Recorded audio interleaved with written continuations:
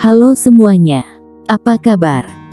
Aku harap kamu baik-baik saja, sehat selalu, dan banyak rejeki, amin. Selamat datang untuk kamu yang baru gabung ke channel aku, dan juga untuk yang udah setia baca cerita ini, terima kasih banyak. Mari kita lanjut baca lagi cerita, Terpaksa Jadi Pengantin Pengganti Kembaranku, episode 46. Semoga kamu terhibur dengan episode hari ini. Let's get the story. Suara tembakan terdengar menggema mengisi seluruh ruangan. Suasana riuh yang terjadi hening seketika. Semua orang yang berada di dalam rumah saling berpandangan satu sama lain, menatap heran dan mencari arah suara dari mana asalnya suara tembakan itu. Dan siapa yang tertembak dan siapa yang menembak mereka belum tahu pasti. Bruk.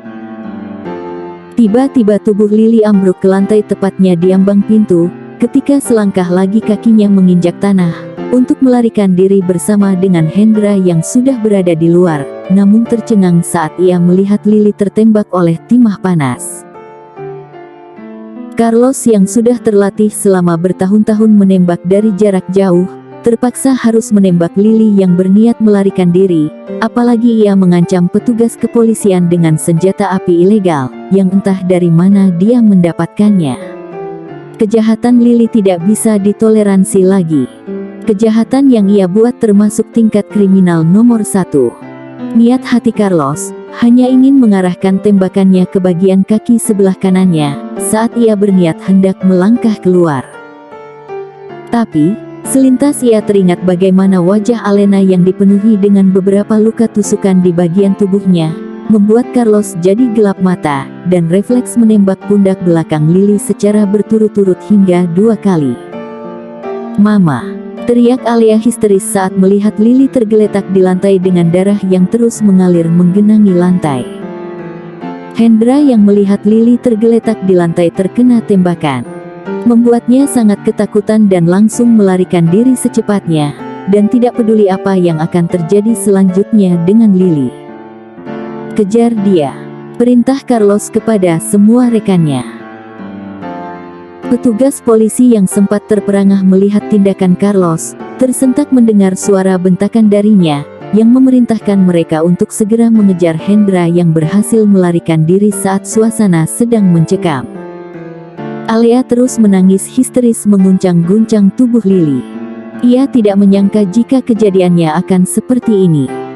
"Ma, bertahanlah sebentar saja. Alea akan segera menelpon ambulans untuk segera tiba di sini dan membawa Mama secepatnya ke rumah sakit," lirih Alea dengan tangan gemetar merogoh ponselnya dalam tas sandangnya, lalu memanggil mobil ambulans untuk segera tiba ke tempat kejadian perkara. "Alea, Ma, maafkan, Mama. Ya, yang masih belum bisa menjadi mama terbaik untuk kamu. Ini sangat tidak adil untuk kita, sayang. Kamu harus bisa bertahan dengan ketidakadilan di dunia ini membuatkan kita." Di saat kondisi sekarat Lily masih saja terus mempengaruhi Alea, dan tidak menyadari apa kesalahan yang telah ia perbuat terhadap suaminya dan juga anak kandungnya sendiri. "Sudah, cukup. Jangan banyak bicara lagi. Alea sudah menelepon mobil ambulans untuk segera tiba di sini. Semuanya akan baik-baik saja. Jangan pikirkan apa-apa dulu. Mama harus kuat dan bertahan. Jangan tinggalkan Alea sendirian di dunia ini, Ma. Bagaimana nantinya Alea menjalani hidup ini, jika tiada Mama di sisi Alea? Berjanjilah, Mama tidak akan meninggalkan Alea. Berjanjilah, Ma.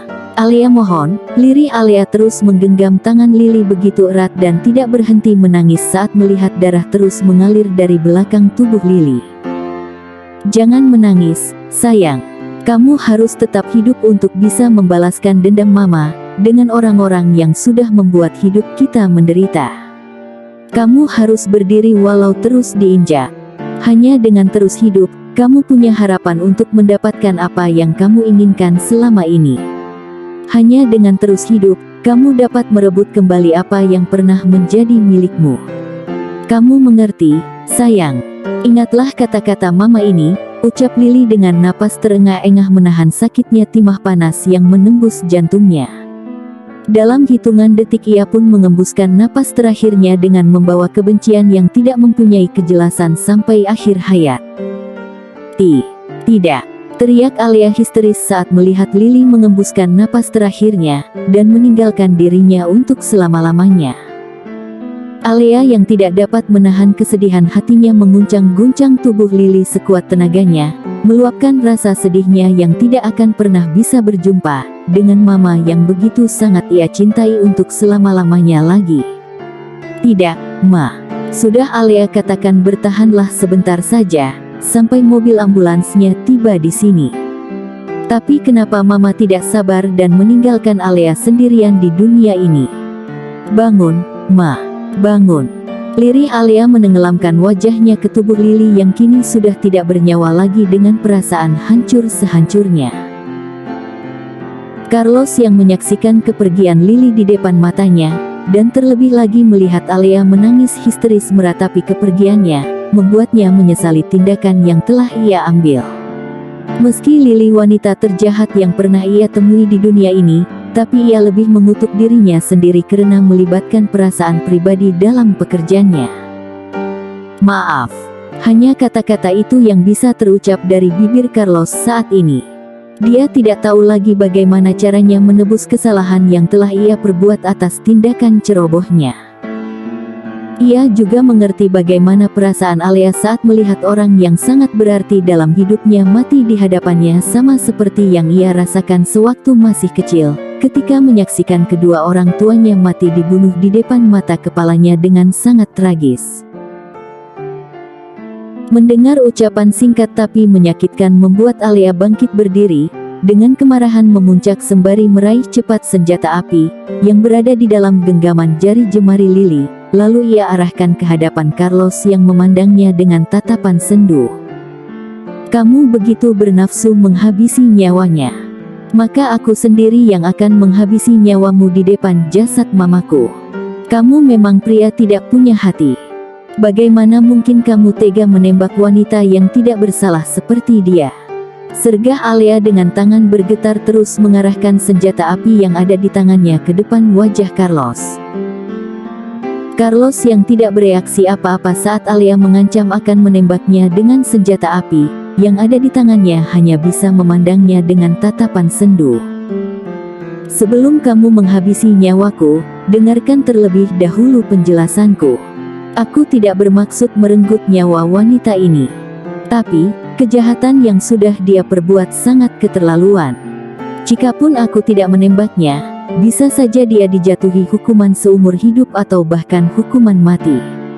Aku mengerti bagaimana perasaanmu saat ini, jangan dengarkan apa yang baru saja dia katakan jika kamu tidak ingin bernasib sama sepertinya.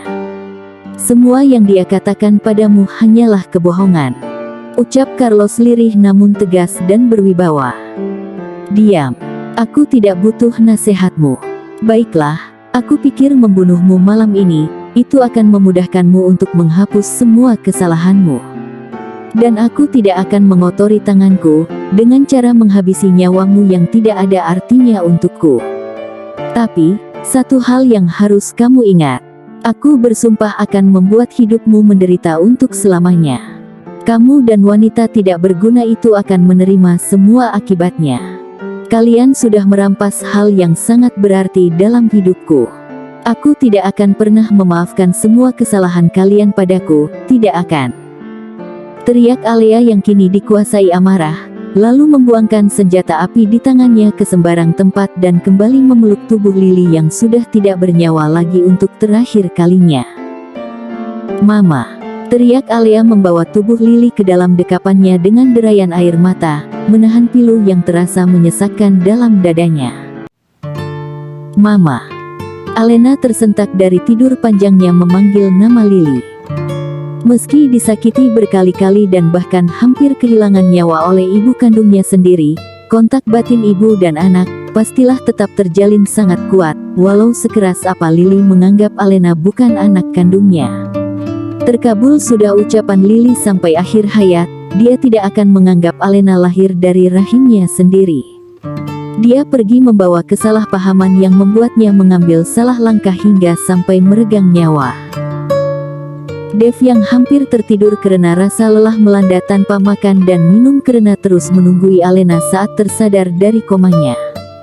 Kemudian merasa sangat bahagia setelah melihat Alena membuka mata meski bukan namanya yang disebut pertama kali saat ia tersadar. "Sayang, kamu sudah sadar. Syukurlah, aku begitu sangat khawatir tentang kondisi kamu saat ini. Sebentar, aku akan memanggil dokter untuk memeriksa keadaan kamu lebih lanjut," ucap Dev dengan wajah berseri berjalan cepat menuju pintu keluar untuk segera memanggil dokter. Alena yang belum mendapatkan kesadaran sepenuhnya, matanya masih terasa berat untuk dibuka. Samar-samar ia melihat ruangan yang begitu asing baginya. Entah berapa lama dia terbaring di ranjang tidur yang ia tiduri sekarang. Dapat dirasakan ada jarum menusuk di bagian tangan kanannya. Wangi obat-obatan begitu terasa menyengat ke indera penciumannya. Tidak berapa lama suara pintu dalam kamarnya terbuka dan semakin terdengar jelas suara langkah kaki sepatu mendekat berjalan menuju ranjangnya. Tidak berapa lama kemudian tampak seorang pria berbadan jangkung lengkap dengan setelan pakaian serba putih, mulai memeriksa bagian perutnya, tangannya, dan di sekitar dahinya. Lalu menyenterkan cahaya yang begitu terang menyilaukan matanya, dan membuatnya harus mengerjap-ngerjapkan mata beberapa kali. "Bagaimana keadaannya, Dok?" tanya Dev yang berdiri tepat di samping kanan Alena, menatap serius wajah sang dokter. "Sejauh ini keadaannya baik-baik saja. Setelah ini, dia harus mendapatkan istirahat yang cukup banyak, agar lukanya cepat pulih," jawab sang dokter setelah memeriksa kondisi fisik Alena. "Oh, syukurlah keadaannya baik-baik saja. Iya, saya akan pastikan dia akan mendapatkan istirahat yang cukup banyak setelah ini," sambung Dev cepat lalu mengarahkan pandangannya ke arah Alena, yang masih terlihat lemas dengan tatapan tidak bercahaya. "Baiklah, kalau begitu kami pergi dulu," pamit sang dokter dan beberapa perawat yang mendampinginya dengan buku di tangan mereka, lalu berjalan menuju pintu keluar ruangan kamar inap Alena. Setelah kepergian beberapa perawat dan dokter meninggalkan ruangan kamar mereka, Dev langsung berjalan menghampiri Alena yang masih terbaring lemah di atas ranjang tidur rumah sakit. "Alena, kamu begitu sangat membuat aku takut. Kenapa kamu melakukan ini padaku?" lirih Dev sembari mengusap pucuk kepalanya dengan sangat lembut, lalu mendaratkan ciuman tepat di dahinya. Alena terdiam tidak bereaksi apapun. Lama ia pandangi wajah tampan yang terlihat begitu sangat khawatir tentang kondisinya sekarang. Mata sembab dan lingkaran mata panda di bawah matanya, terlihat jelas sepasang mata yang merasakan lelah yang teramat sangat sedang berjaga untuknya.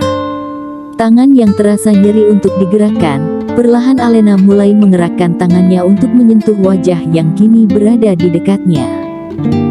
"Ada apa dengan wajah tampan kamu ini, sayang? Kenapa terlihat beda saat aku mengantarkan kamu waktu hendak berangkat ke kantor di depan pintu?" Bibir pucat berkerut mulai mengeluarkan suara setelah tersadar dari tidur panjangnya. "Dasar konyol. Kenapa kamu masih saja peduli bagaimana keadaan wajahku sekarang? Berjanjilah padaku, kalau kamu tidak akan lagi membuatku merasa takut saat melihat kamu terluka," lirih Dev tak mampu membendung air matanya lagi.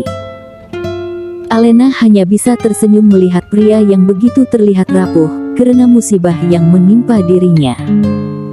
"Jangan takut, aku tidak akan pergi kemana-mana meninggalkanmu," ucap Alena tersenyum simpul sembari menggenggam tangan Dev dengan sisa tenaga yang ia miliki.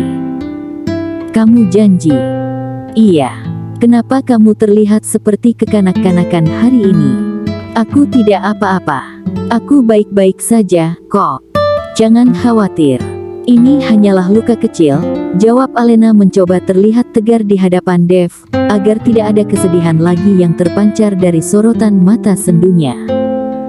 "Andai kamu tahu, kenapa aku terlihat begitu sedih seperti ini.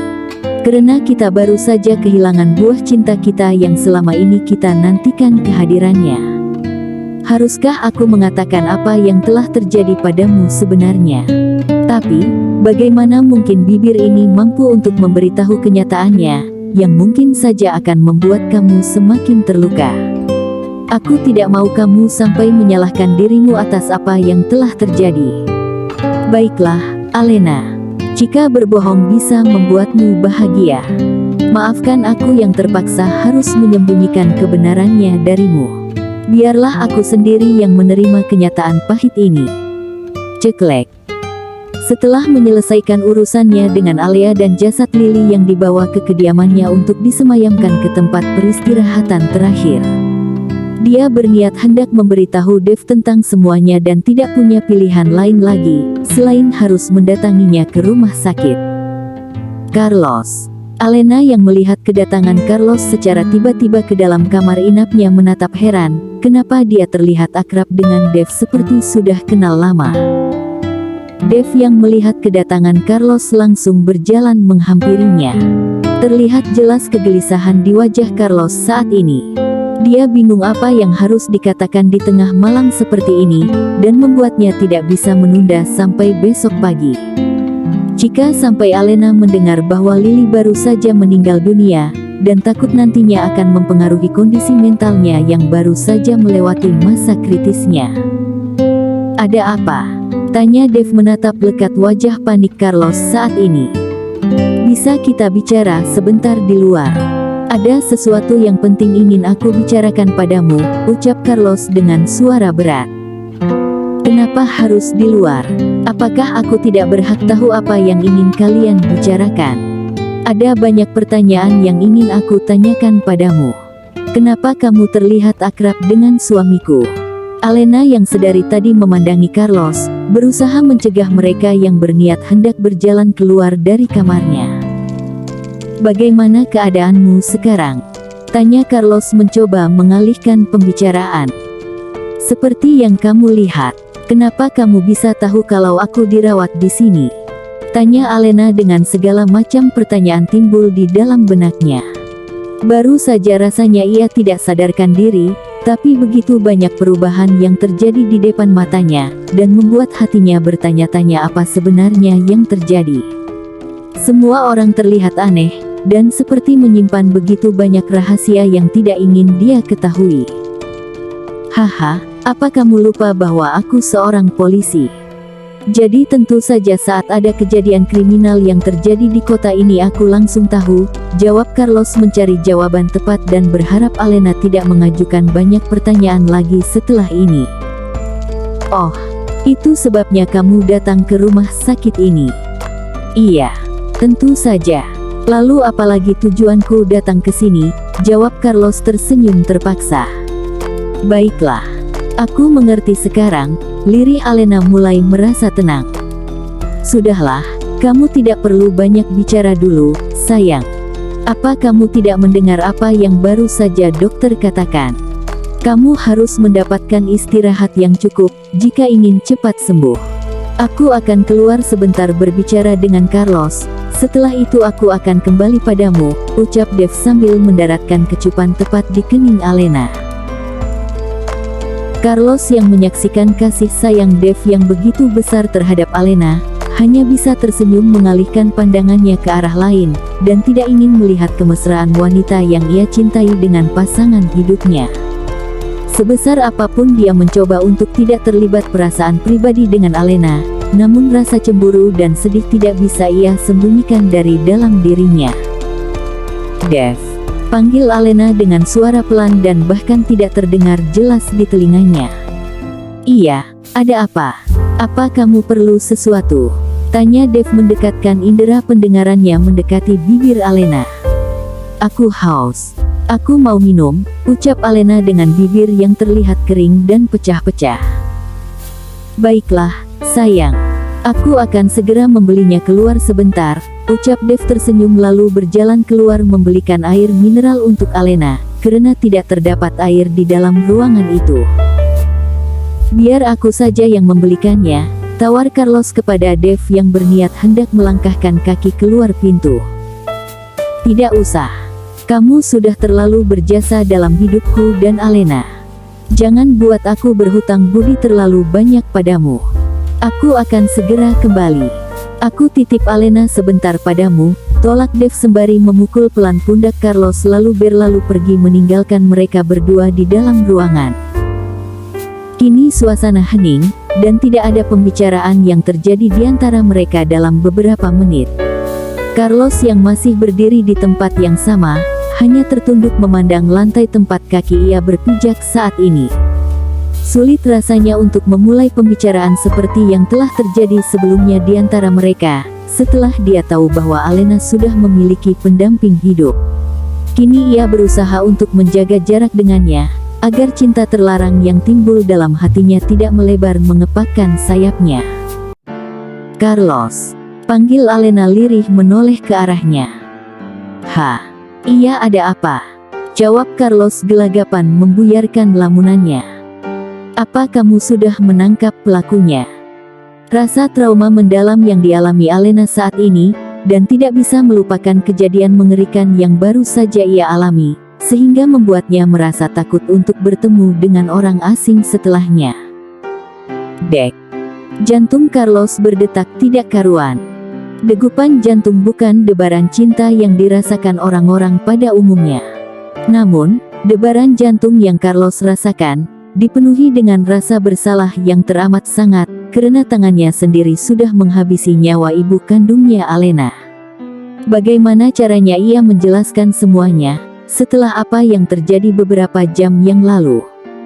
Haruskah ia mengatakan orang yang sudah tega menusuknya secara brutal adalah ibu kandungnya sendiri, dengan bukti sidik jari yang mereka temukan di pisau yang menusuknya?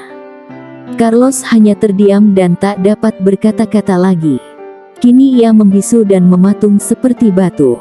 Diam menunduk ke bawah berpikir, bagaimana caranya menjawab pertanyaan yang diajukan Alena. Carlos. Suara Alena kembali mengejutkannya. Namun, ia masih belum punya jawaban yang tepat dari pertanyaannya. Kami masih berusaha untuk menemukan pelakunya. Kamu jangan khawatir. Kami akan terus berusaha agar pelakunya segera ditangkap, jawab Carlos terpaksa harus berbohong. Benarkah? Wanita itu memiliki suara yang sangat mirip dengan Mama. Umpatan yang ia lontarkan padaku, sama persis seperti saat Mama marah kepadaku. Tapi, tidak mungkin Mama tega melakukan hal sekejam itu padaku. Lagi pula saat ini Mama berada di dalam sel tahanan. Bukankah begitu, Carlos?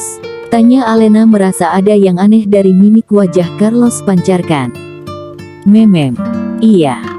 Kau benar sekali, tidak mungkin ada seorang ibu dunia ini yang tega melakukan hal sekejam itu terhadap anaknya sendiri, ucap Carlos lagi dan lagi terpaksa harus berbohong untuk kesekian kalinya. Aku tahu, Mama sangat menyayangiku sebagai anaknya.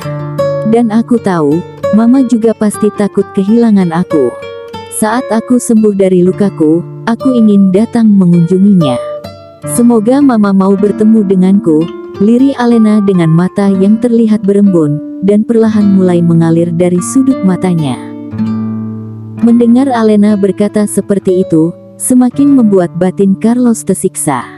Ia pun semakin pula menyesali tindakannya, karena sudah hilang kendali, sampai tega menembakkan pistolnya ke Lily.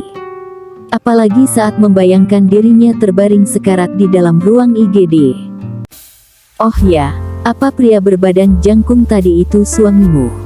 Tanya Carlos terus berusaha mengalihkan pembicaraan, agar tidak lagi membahas kasusnya, dan berhenti bicara tentang Lily, meski sedari awal dia sudah tahu siapa Dev sebenarnya. Iya, dia suamiku. Apa kalian sudah saling mengenal sebelumnya? Tanya Alena tersenyum di balik wajah yang masih terlihat pucat. Apa kamu bercanda? Bagaimana mungkin aku bisa mengenalnya? Hanya saja aku melihat dia, sewaktu kamu dibawa ke dalam ruang IGD. Apa kau tahu, suamimu itu, begitu sangat takut kehilangan dirimu. Kamu beruntung bisa mendapatkan pria yang begitu tulus mencintaimu. Aku dengar, dia sampai mendonorkan darah untukmu. Jadi, jangan pernah menyia-nyiakan cinta yang telah dia berikan begitu besar untukmu, ucap Carlos meski dia tahu siapa pendonor darah sebenarnya, adalah dirinya sendiri. Separah itukah kondisiku, sehingga harus membutuhkan pendonor darah? Lirih Alena dengan tatapan sendu. Sudahlah, semuanya sudah berlalu. Jangan terlalu dipikirkan. Fokuslah dengan kesembuhanmu, agar kamu bisa sehat seperti sedia kala, ucap Carlos tersenyum di balik kesedihannya. Beberapa saat kemudian, Dave kembali dari luar dengan membawa 6 botol air mineral di tangan kanannya, agar dia tidak harus berulang-ulang keluar dari ruangan Alena dirawat, hanya untuk membeli air minum. Kamu sudah kembali, sambut Alena mengembangkan seulas senyuman dari sudut bibirnya yang pucat. Apa aku terlalu lama keluarnya? Maaf, sayang.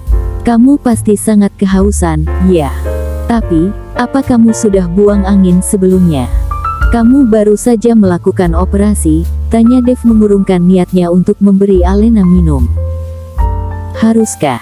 Tapi aku sudah sangat kehausan. Rengek Alena manja memanyunkan bibirnya ke depan. Tunggulah sebentar lagi. Setelah itu, kamu bisa minum sepuasnya. Oke. Pujuk Dave sambil membelai lembut rambut panjangnya. Apa kamu tega melihat aku merasakan haus yang melanda? Tenggorokanku terasa kering. Tentu aku tidak tega melakukannya, sayang.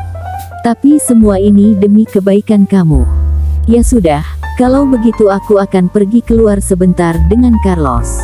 Hanya sebentar, tunggu aku kembali, lirih Dave tersenyum, lalu mengajak Carlos berjalan keluar dari ruangan kamar Alena dirawat. Sementara Alena yang kini sendirian di dalam ruangan kamar inapnya, memandangi dinding berwarna putih di hadapannya. Pikirannya menerawang jauh dan teringat tentang mimpi yang menyadarkannya dari tidur panjangnya. Kenapa aku mimpi, jika suatu hal yang buruk terjadi dengan Mama? Kenapa mimpi itu sangat mengerikan dan terasa seperti nyata? Alena sangat merindukan Mama. Semoga mimpi itu tidak menjadi kenyataan, dan hanya sebagai bunga tidur saja. Bagaimana keadaan Mama sekarang? Apakah Mama masih membenci Alena sama seperti sebelumnya?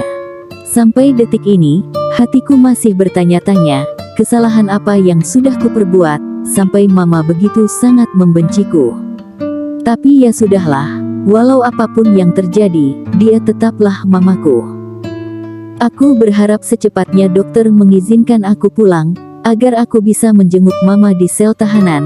Lirih Alena hanyut dalam isak tangisnya memikirkan semua tentang Lily, yang kini sudah berada di alam baka, namun dia tidak mengetahui tentang semua itu. Sampai bertemu lagi di video selanjutnya ya, teman-teman.